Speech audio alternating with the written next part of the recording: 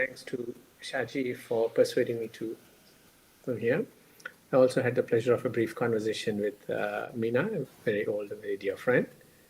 The task set out for me was to speak about post-colonialism with a focus on concepts and key ideas.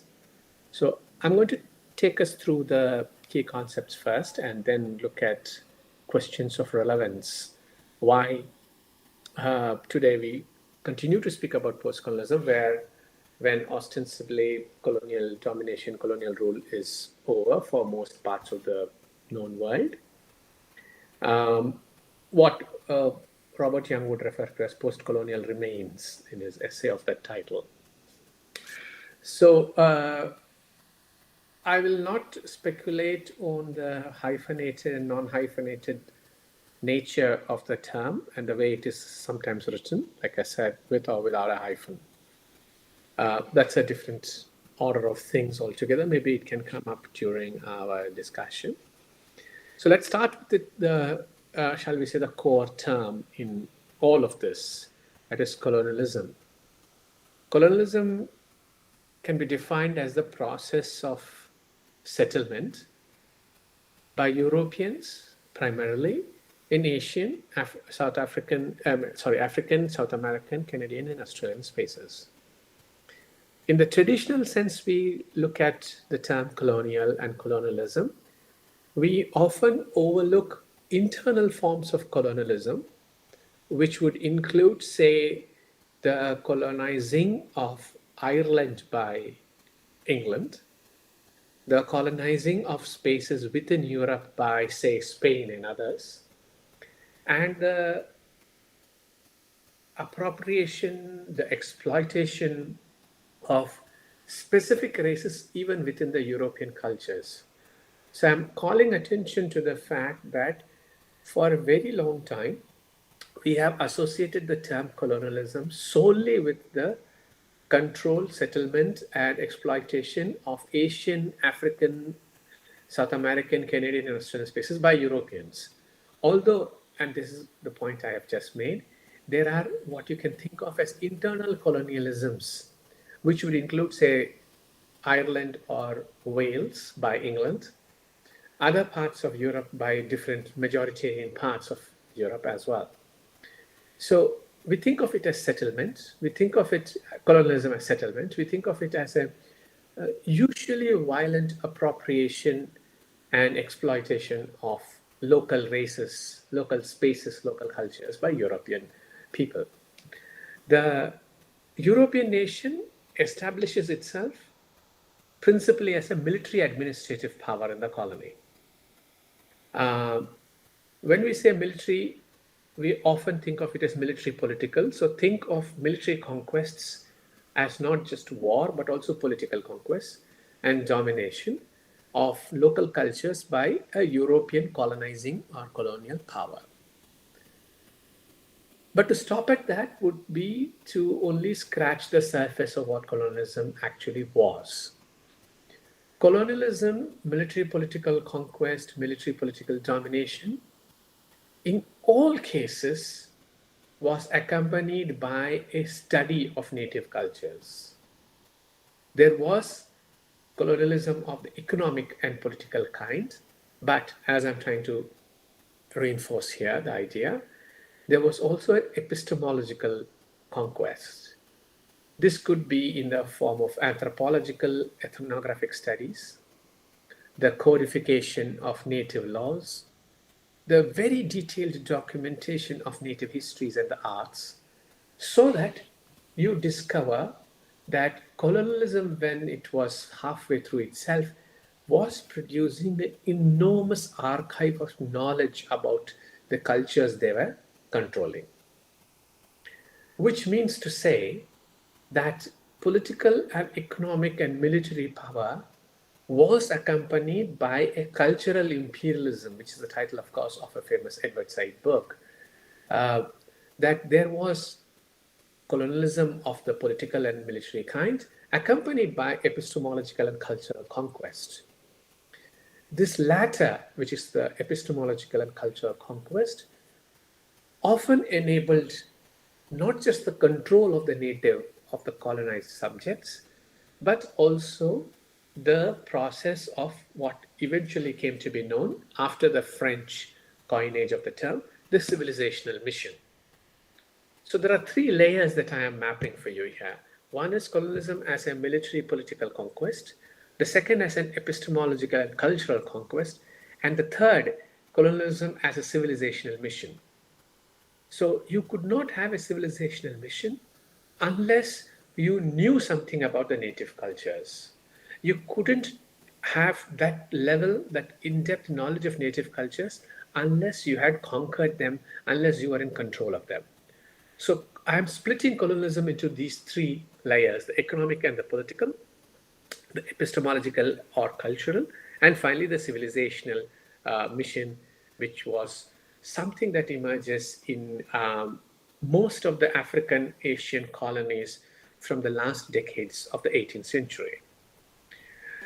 One cautionary note that we need to keep in mind is that you cannot study colonialism, colonial literature, colonial discourse, without having a very strong sense of the historical background and the historical narrative about all of these, which means to say that you cannot think, talk, and discuss colonial cultures, say, of the civilizational mission, of colonial aesthetics, which is something that I have personally got some interest in, unless you understand the historical situation in which those cultural practices emerged. So, for instance, as I have argued elsewhere, that the British, when they were trying to put together studies of Indian archaeology, the Archaeological Survey of India, 1870s, the reason why they did it had an aesthetic angle also to it. So they said, we need to preserve these monuments because the natives are not interested in it. We need to ensure that the local cultures are somehow documented somewhere because the natives have no interest in it. So there was an aesthetic angle to this. The first description of the Santi Stupa comes from Alexander Cunningham, who will eventually go on to become the Director General of the Archaeological Survey of India. This applies to fields as diverse as colonial or imperial botany, Joseph Hooker being a prime example of that. The export of plants from various parts of the world to the Royal Botanical Gardens at Kew. It applies to the Zoological Survey of India, to the Geological Survey of India, the first such society in the country to study earthquakes, for example, set up in 1851 and under the directorship of Thomas Oldham. So there are multiple angles to colonialism which we need to think about, particularly those in the social sciences and humanities who start thinking about colonialism almost devoid of the historical narrative. And this is something that costs us primarily because it's a very popular field of study in English and English literature departments, and English literature departments being the most colonizing of all disciplines. Will borrow from history without acknowledging it. It will steal from the anthropologist without acknowledging it. And that too in half-baked ways. And that's one of the principal problems that we understand. And people like Frederick Cooper have pointed out that you pluck a text from somewhere, talk about it, and ignore completely the fact that it was rooted in a specific European context as well. So one final example emphasizing the need to look at history as well. When you look at, say, the late 18th century in colonial discourse or colonial writings, actually looking at the 18th century in colonial writings is not very fashionable. Everybody looks at 19th century Bengal for some odd reason. Not very odd reason, because most of the people studying colonial discourse are from Bengal. So apparently there was no colonialism outside Bengal, which is a flawed assumption. But jokes apart, that was a joke, so please don't write it down as notes. The late 18th century was marked by an attempt to put together the first trigonometrical survey of India and the grand mapping projects of the James Rennell, William Lambton and others, as some of you might know. The Memoir of a Map of Hindustan is published in 1780s. The first physical map of India being drawn by the British appears at that time. It's also an attempt to classify plants, minerals, landscapes in India. Now, we think of it as a particularly unique phenomenon because it was happening in the subcontinent, but actually not so. The late 18th century is the period of the rise of two forms of encyclopedia within Europe. Diderot's Encyclopedia and Samuel Johnson's Dictionary of the English Language. Both are classificatory encyclopedic systems. So the emphasis on classification, on ordering, on taxonomic organization of knowledge is not unique to the subcontinent under the British rule. It was part of a European culture of classification, of taxonomic understanding of the world itself, which is why I mentioned both Diderot and Samuel Johnson, two encyclopedic minds and two encyclopedic projects. So William Lambton's Survey of India, the Great Trigonometrical Survey, and all of those are building upon a certain, what Foucault would call episteme, a certain way of looking at the world, a certain way of organizing perceptions of the world. So that is what we can think of as colonialism.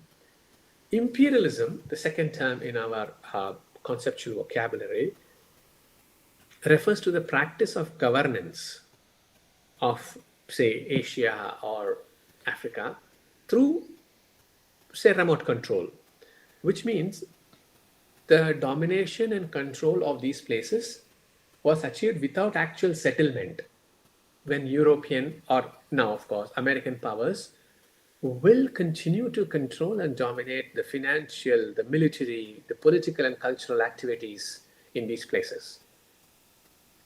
Imperialism, for most of us as a commonplace term, refers to a system of economic exploitation, although in most cases there will be certain military or political threats or practice which accompanies the economic one.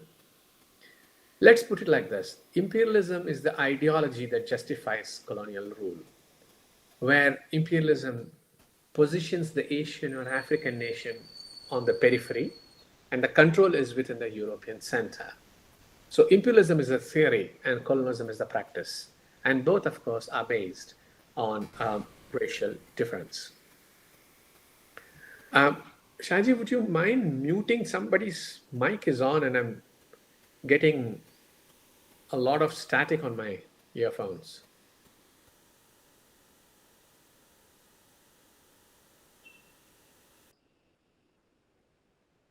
Yeah, I think that's better. Thank you. So that is imperialism. It's colonialism, the theory behind colonialism. Our third term is neocolonialism, which is trending now, so to speak. It's the continuing economic exploitation of these nations by the former colonials. So we had the colonial era where the British or the French occupied lands in Asian, African continents, economically and politically were in power and exploited them. Now the Europeans are ostensibly no longer here. Neocolonialism points to the fact that race-based exploitation, race-based domination persists in slightly different, slightly modified forms, which would also be the subject of a massive trilogy from Michael Hart and Antonio Negri, starting with the first title called Empire, as some of you might be aware. So we do see continuing economic exploitation of Asian and African nations by the former colonials. Here, this colonial rule is not achieved necessarily by military conquest. It is state controlled by Euro and now, of course, American powers, but by a very peculiar system marked by what you can think of, is not a very pleasant word, a nexus between the nation state, that is the post-colonial nation state, the business house, which would be the multinational corporations, and the first world power behind the business house. Which means to say that neocolonialism is a form of colonial exploitation with the active consent, the active participation of the local government, the local political system, the local economic mechanisms. So the corporations, the state government, and the distantly located corporation or state, which would be the Euro-American power, continues to, for example, acquire mining rights, trade rights, consumer cultural products markets, and in many cases, especially it happens in the banana republics of Africa, control over the government, who gets put into the president's chair, who gets elected to the head of a corporation. These policies are very often not determined by the independent state of African or Asian nations. It's usually determined by what I call a nexus between the corporation, which would be the finance business corporation, the nation state, which would be the government, and of course the agency from outside. Let's not dispute the fact that there are insidious and sometimes very overt threats of trade sanctions and military action by the Euro-American powers. There is a myth, I do not know, it's probably apocryphal, that the United States will not bomb a country which has a Coca-Cola bottling plant. We do not know whether this is true. We hope we don't have to find out. But there is some underlying truth to that particular statement, that where American business interests are concerned, America will not go to war, which might ruin those interests. It will, of course, go into war to acquire business interests. The Arab world for oil is a case in point, right? In no condition, circumstance would the United States allow its business interests to be in any way impeded, forget being destroyed, impeded. And the constant geopolitical tensions that we witness in the pages of the newspaper now are driven by the nexus, like I said, between local politicians and the government, the business house, and of course the Anglo or Euro-American power. A word about the corporations here is in order, although this is not an economics class, so please don't worry about that. The corporations that rule the world are often Euro-American in headquarters, financial capitals, but also where the profits flow. It's something to be kept in mind when we think in terms of local branches and outlets of these corporations as to how much percentage of the profits actually are retained in the local country or place of work, and how much is actually sent out back to the home or parent economies. It's something to be kept in mind also because the origin of colonialism begins with such a corporation. 31st December 1600, epochal day, Queen Elizabeth I signs the permit for the Company of Merchants from London to trade with the East Indies, as it was called. Eventually it will become the English East India Company. It required, and this is the important part, it required the sanction of the monarch of England to set up trade. But, and this is interesting and important, the trade of this company was deemed to be in national interest. And that's the nexus between the English crown and the English business classes. So on 31st December, when Queen Elizabeth I signs the charter, which is an interesting document, some of you might at some point want to read it, though it is written, as you can imagine, in slightly archaic English. So the first move towards the multinationalization of the world. And a lovely book on the East India Company is called The Corporation That Changed the World. It's the world's first multinational corporation, the English East India Company. The East India Company was seen as contributing in very significant ways to the national identity of England, to not only the national wealth of England, but to the national identity of England. And therefore, it was in the interest of the state, of the government, of the monarchy to endorse this. This hasn't actually changed. The corporations are backed by enormous military and economic and political clout by the Euro-American governments. And that's what helps them to set up offshore businesses, corporations, do their mining or whatever it is that they wish to do. So please think of the economic and the political link here. The works of the historian Phillips J. Stern on the economics of empire are brilliant exposés of the corporations that changed the world. You might know there was the Dutch East India Company, there was the English East India Company, there was the French East India Company. All of these were vying for wealth, and colonialism begins primarily as a trading contest. Actually, no, I'll come to this in a second, but you need to keep in mind that when Queen Elizabeth, I'm sorry about that, signed the charter, she was also initiating for the first time in official ways a way of thinking about the world. The world is what you trade with. The world is what you travel to. The world is what you come back from.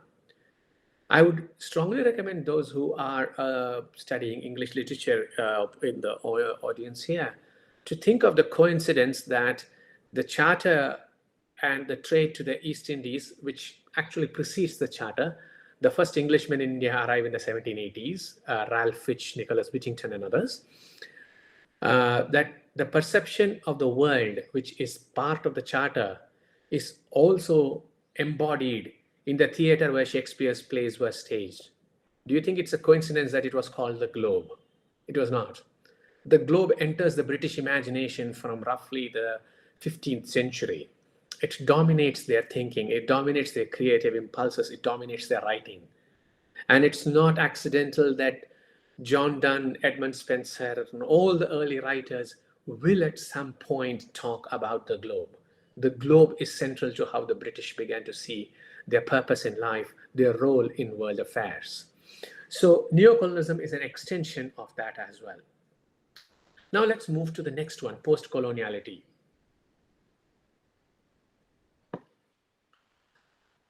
Post-coloniality is the historical and material context of the formerly colonized nations. So it refers very specifically to the economic and political conditions in countries such as India or Africa after the European ruler handed over political power.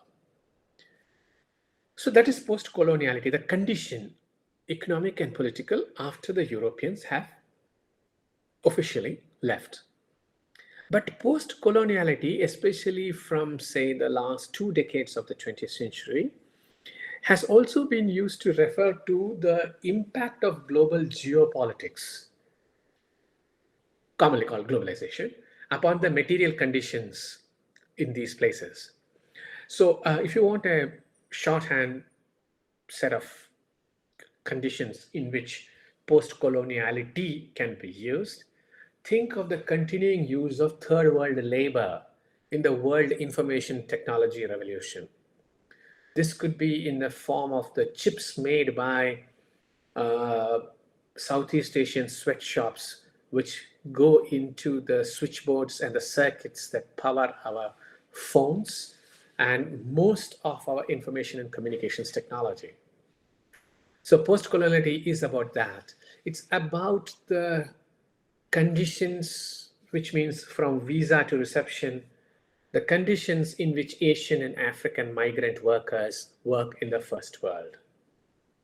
Post-coloniality is also about the new economic policies, which includes the World Bank, the trade agreements, the various import-export agreements of quote-unquote the global South. Then, of course, there is the absolutely lovely context of military action in the third world nations, the wars, the nations vying for territorial control backed by first world power, the interference and interventions of NATO and others. So this could be in the form of even humanitarian aid, as Noam Chomsky has pointed out. And the conditions that are engendered in these places because of these continuing military interventions. So these are, like I said, a set of shorthand context in which the term post-coloniality is used. Then comes the one that English people are particularly, by English people I don't mean people in England, I'm talking about people who study English in India, are particularly fond of post-colonialism. People have defined it as a theoretical resistance to colonialism and things like that. I think of a more broad-based term, broad-based definition. The theoretical and intellectual arm of post-coloniality is post-colonialism. So, theoretical and intellectual arm of the post-colonial condition. It refers, at least in my mind, to a mode of reading. It's a mode of political analysis, of cultural analysis and framework. And it has two significant components. Post-colonialism has two significant components. It addresses the former colonized nations' colonial history, and it looks at the neo-colonial present as well. So it has two, shall we say, arms. It is very invested and interested in the natives' colonial history, and it has a very strong interest in the neo-colonial conditions of the present. Post-colonialism and its analytical strategy, which is called post-colonial theory, is interested in and informed by ideas of social justice, emancipation, democracy, human rights, and it invokes all of these to oppose oppressive structures of racism and exploitation. Which means to say, post-colonialism is interested in oppressive structures founded on race. It has subcategories, which I will come to in a minute when speaking about post-colonial theory. But what I want to emphasize is post-colonialism is very keen on foregrounding the agency, the capability of the formerly colonized subject. What is it capable of doing? How will it do what it sets out to do? What are the conditions in which it will set out to do what it wants to do? So post-colonialism looks at conditions in which this agency, this ability, this capacity is eroded by the neo-colonial setup. This could be about education policies or financial trade policies. It could be about environment and the attempt, for those of you who follow the COP meetings, the attempt to enforce an environmental agenda or an environmentalist agenda upon the formerly colonized nations, irrespective of the nature of their economy or the nature of their agricultural practices. And many people, especially people like Ramchandra Guha, who famously spoke about the environmentalism of the poor, do address the uneven and unfair nature of quote-unquote global environmentalist policies, which once again reinforce the global north, global south divide. For post-colonialism, this is a matter of considerable concern. And relatedly, you will have other fields within these, other subfields within these, where, for example, you will look at the racial and racialized angle to, say, toxic dumping, the locations of terrible pharmacological, pharmaceutical, and nuclear testing and other projects which the global north might have. Basically, post-colonialism is interested in continuing structures of racial difference and racial operations across multiple fields. So it could be different visa rules for people like migrant workers, the assumption and notion that third world spaces are available for dumping of their nuclear and other wastes, all of those. Okay. Post-colonial theory. We have moved from post-coloniality to post-colonialism and now to post-colonial theory. Post-colonial theory is an analytical strategy. Okay. And it's an analytical strategy that hinges upon recognizing racial difference in all its ramifications, political, social, economic, and cultural, and where racial difference is at the node or this is the centerpiece of the encounter between the first/Western and third/Eastern worlds. It is, like I said before about postcolonialism, a reading practice, which is determinedly political. It's interested in, for example, how the global north represents the non-European world. This could be in the form of popular culture, the Hollywood industry, or the video games industries.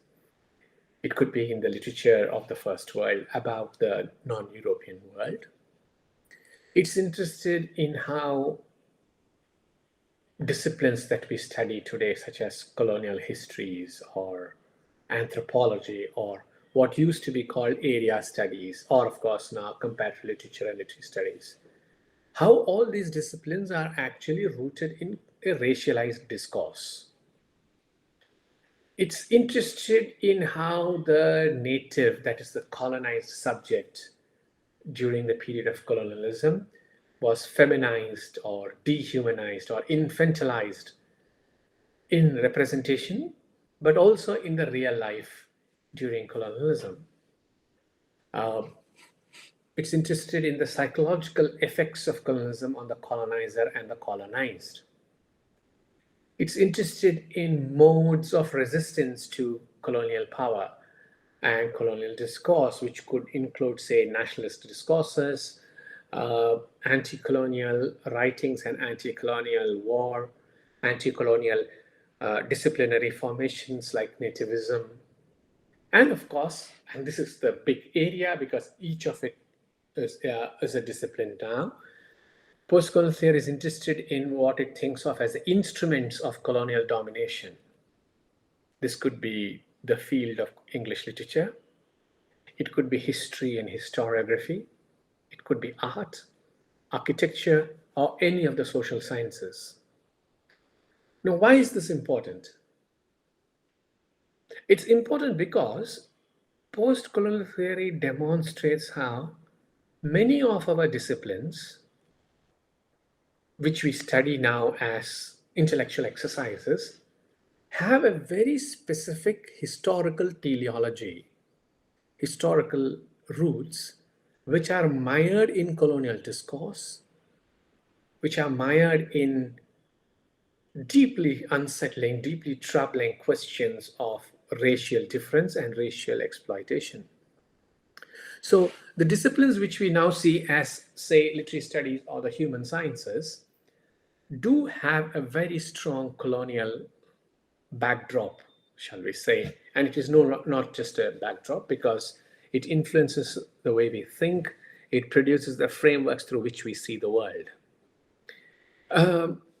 I would like to point out here that this genealogy of the discipline, the history of the disciplines in the plural, is significant not just for people in the global south versus, because if you're putting it as an antagonistic relationship, we'll have to use the phrase versus, but also in other contexts. Think of, for example, Nazi Germany's use of anthropology to demonstrate the so-called superiority of the Aryan race. Do not forget that practically all the industrialists of the time were Party 2, were active participants in Nazi Germany's attempt at world domination. I do not know whether you're aware, some of you might be, that at the Nuremberg trials, one trial was devoted to the heads of industrial houses who supported Nazi Germany. It's called the Faben trials, after the company which was prosecuted for manufacturing Zyklon B, the gas that was used in the gas chambers. If you perhaps were to look around corporate offices, your own homes, and these big buildings, you will notice the highly polished, posh-looking electrical switchboards with the brand name Siemens, S-I-E-M-E-N-S. Some of you may know, but others may not. Siemens was the company that manufactured the gas chambers, including the mobile gassing units for Nazi Germany. It will be a bit like looking at your Eveready batteries. Eveready batteries were manufactured by Union Carbide. Something to think about. So all disciplines, corporates have a rather sordid background, which makes you go back to the dictum that Honor Balzac used and which forms the epigraph to Mario Puzo's novel Godfather. Behind every great fortune, there is a crime, said Balzac. Behind every great fortune, there is a crime. And it's true of all the companies that we understand as now doing philanthropic work or whatever else they might be doing.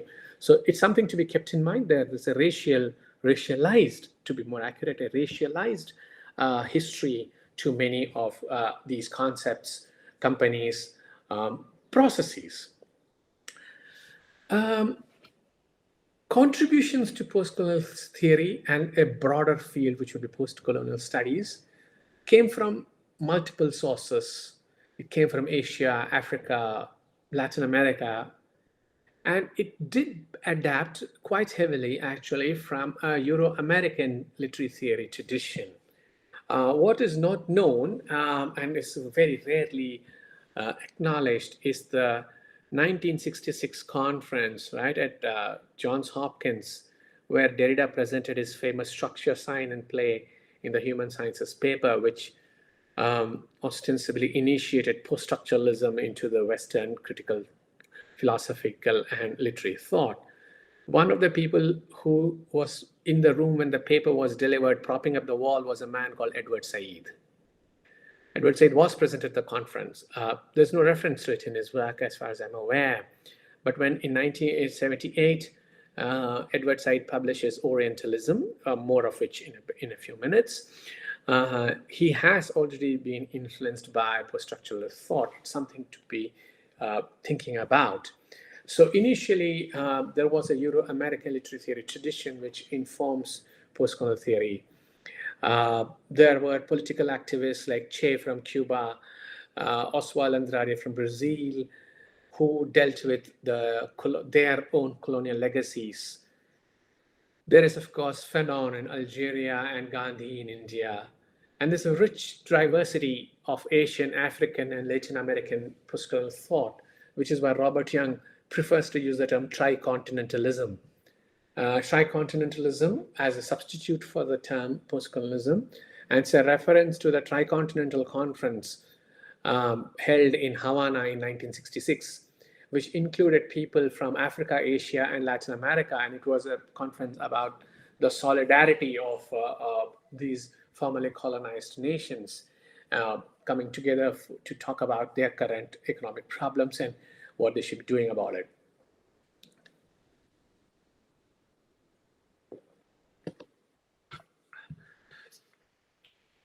So to turn to the field in which I have nominal expertise, that would be literary studies and how post-colonial theory operates within that.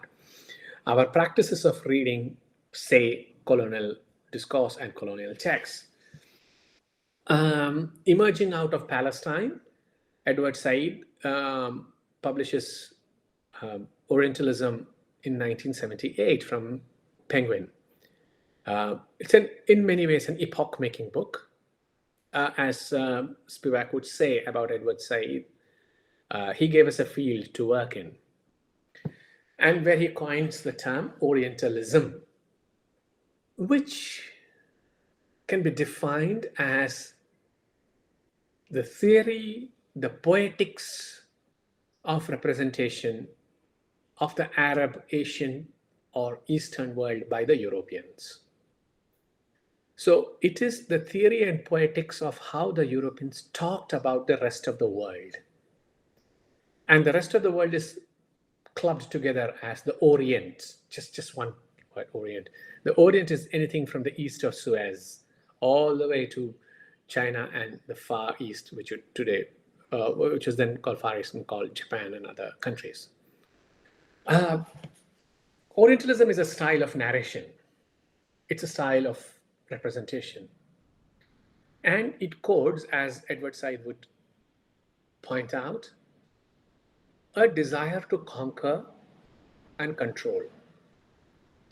This Orientalism includes fiction and fantasies. Orientalism includes the law. Orientalism is seen as influencing anthropological and archaeological texts and everything else. But where does Orientalism begin? Does it begin with William Jones setting up the Asiatic Society in 1784 at what is now One Park Street, Calcutta? Does it begin with Plassey and Buxar as geopolitical contexts? Or does it begin elsewhere? Critics have argued that Orientalism begins with the imagining of the East by the quote-unquote global West or the global North. That Orientalism is the first move towards imagining what the rest of the world looks like, is. Critics have spoken about an imperial envy among European nations where some countries possessed empires and others didn't. And people began to fantasize about what the rest of the world looks like, what the rest of the world is. It's interesting and important to note that colonialism begins as an act of the imagination, not necessarily political or military conquest, but by desiring something elsewhere. You covet what you see, says Hannibal Lecter in Silence of the Lambs. And the English and the Europeans were looking eastward and discovering things, coming to their houses, to their markets. And they say, these are wonderful things. Why don't we acquire these things for larger purposes? What would those be? Tea, spices, the Dhaka muslin. All these begin to arrive in England from the last decades of the 16th and the early decades of the 17th century. Samuel Pepys, who kept a diary, records a historic day in his life where he usually kept very detailed entries for every day, but on that particular day he has only one entry. And he says, today I had tea. I had tea. Orientalism as a way of narration is very closely tied to the rise of the consumer culture of 17th and 18th century Britain. As people have pointed out, several critics have pointed out, England is the world's first consumer society. It begins to have its rampant consumerism from the latter half of the 18th century itself, as John Brewer has noted, the historian has noted. The arrival of fancy cotton cloth, the arrival of tea, the arrival of cocoa, tobacco from South America. The first mention of amaranthus and tobacco occurs in Edmund Spenser's Fairy Queen, actually. And people began to ask, as in the English people and the European people began to ask, where do these fancy things come from? There must be more of them out there. What are we doing about it? Let's go and slaughter the brutes and take away their materials. Now, you might think it's an exaggeration when I'm linking the way of speaking about, the way of representing other nations in literature with consumer culture. But do not forget that literature drives desire. Not everything has to be 50 shades of gray. There are other shades also between the gray and the black and the white, right? You begin to talk about products. You begin to talk about consumerism. It elicits desire.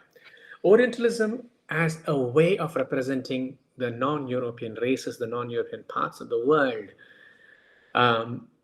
originates, in my view, heavily in the consumer cultures of the 17th and 18th centuries. For example, the first non-official ambassador to the Mughal Empire was a man called William Hawkins.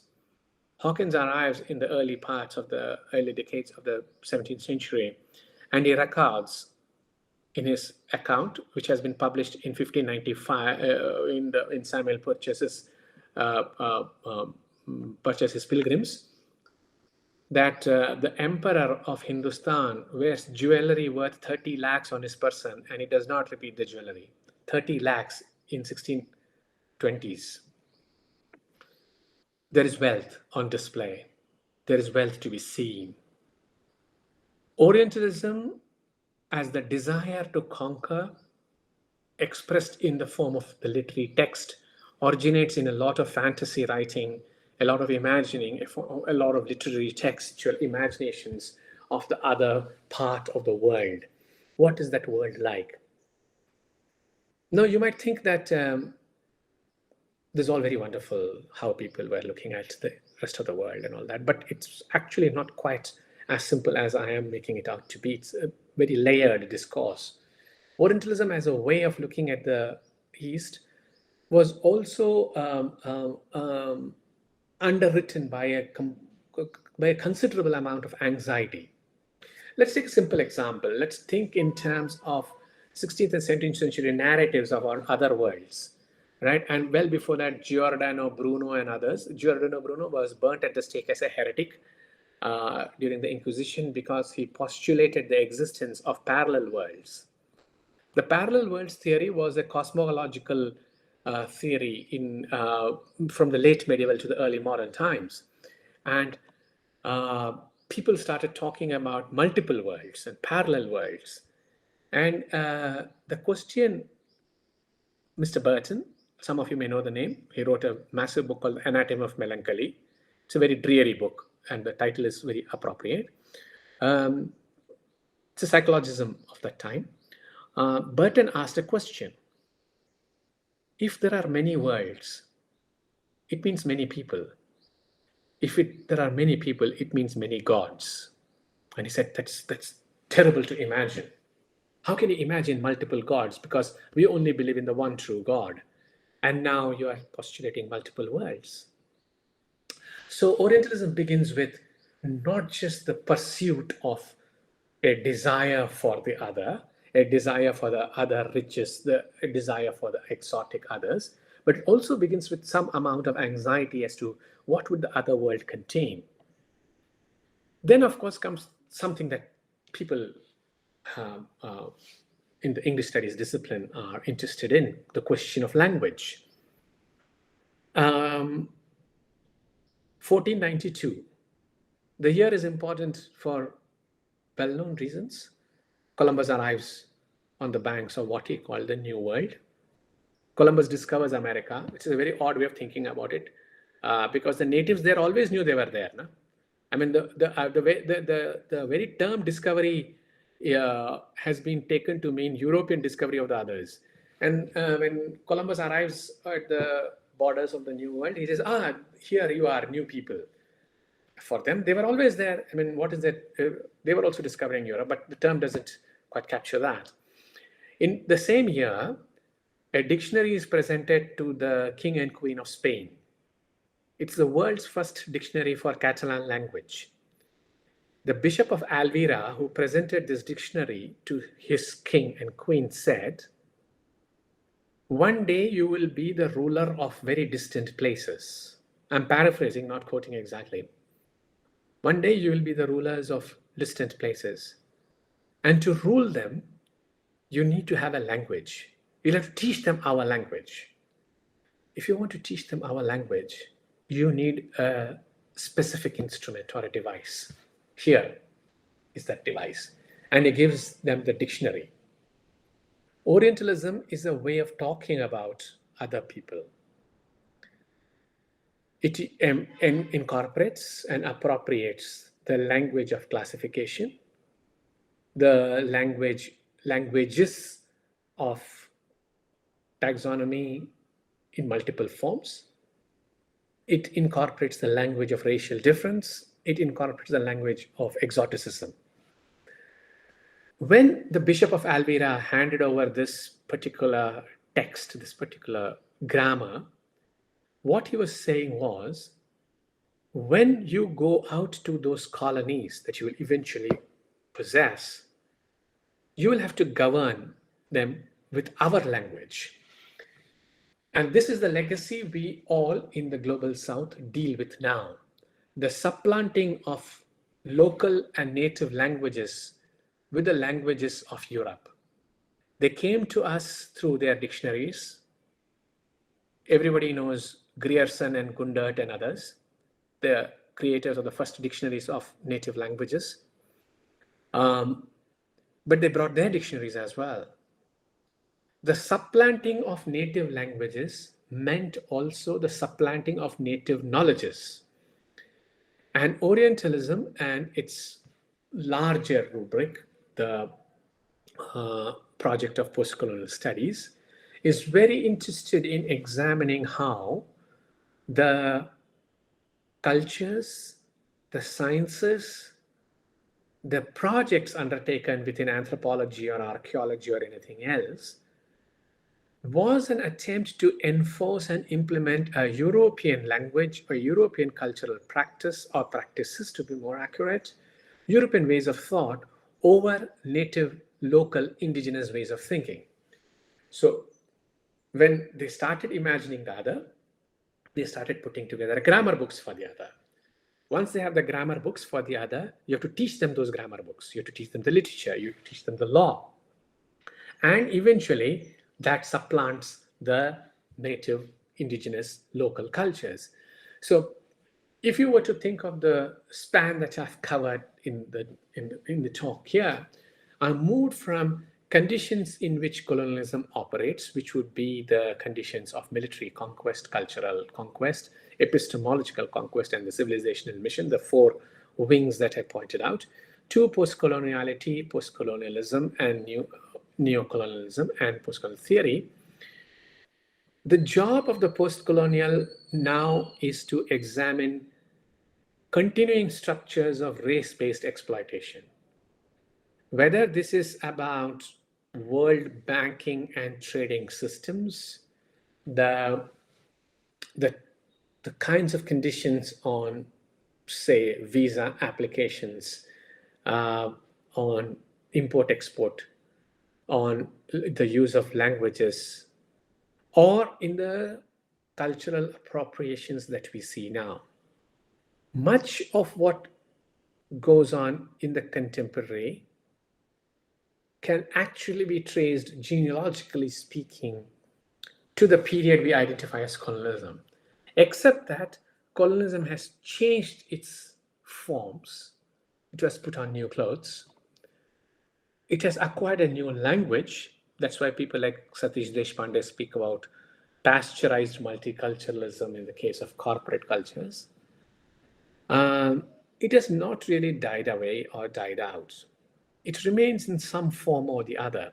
And the task of the post-colonial is to not only look at the contemporary, but a history of the contemporary. Thank you.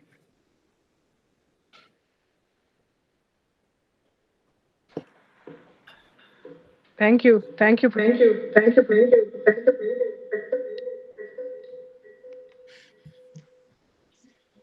If somebody is speaking, I'm getting an echo.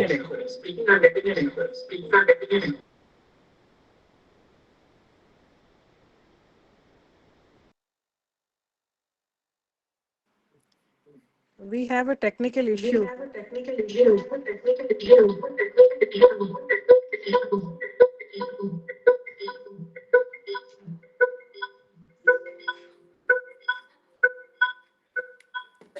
ചോദ്യങ്ങളുണ്ടോ?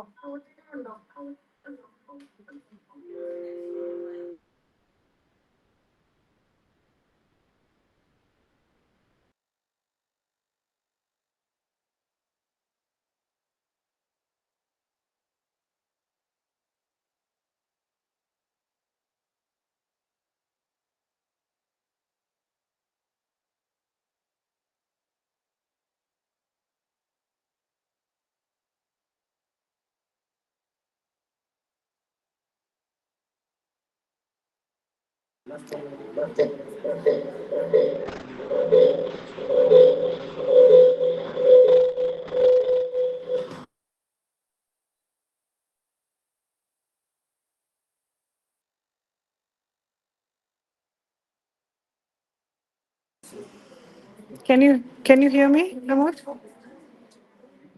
Can you hear me? This is Meena. I can hear you feebly. Meena, is that you? Oh, the speaker only. Meena, was that you?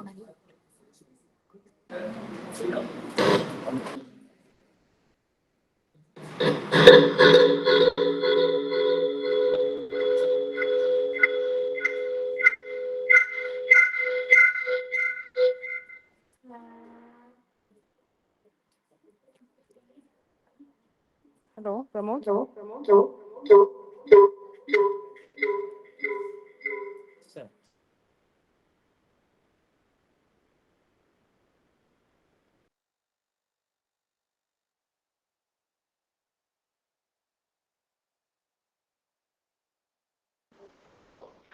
Pramod. Hello? Yeah, there is a technical issue here. Hello? There's actually a very wonderful audience who are very eager to ask questions, Meena, I but I am don't getting think there is either one the word in time five. or the technical issues still remain. Meena, I am getting 1 out of 5 words that you are speaking, if Thinking. that is you.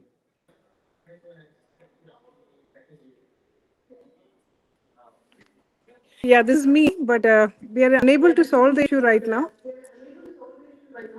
So shall we call it a day? And because students are unable to speak to you for some reason.